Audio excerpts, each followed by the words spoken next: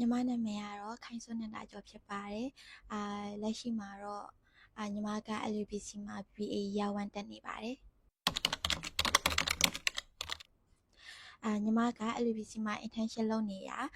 first year ကလေးကစလုပ်နေရအခုဆိုရင်9လလောက်ရှိသွားပါပြီ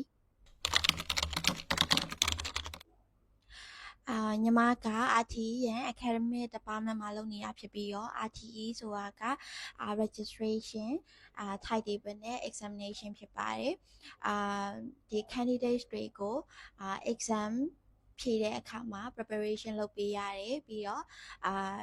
ဒီနောက်ထပ် candidates အစားအတွက် academic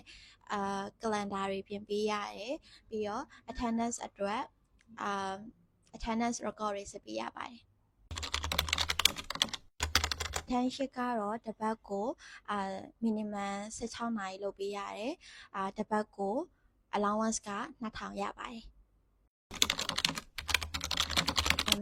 ဒီ internet ပတ်သက်ပြီးတော့တိုးတက်လာတာတွေကတော့လက်ရှိမှာဒီ exam တွေကိုပြင် prepare လုပ်ပေးရတဲ့အတွက်ကြောင့်မလို့ exam preparation တွေမှာတိုးတက်လာတယ်ပြီးတော့ဒီ academic တစ်နှစ်လုံးစာacademic calendar တွေဆွဲရတာတွေကိုသိလာတယ်ပြီးတော့ဒီ excel sheet တွေကိုပို့ပြီးတော့သုံးလာရတဲ့အတွက်ကြောင့်မလို့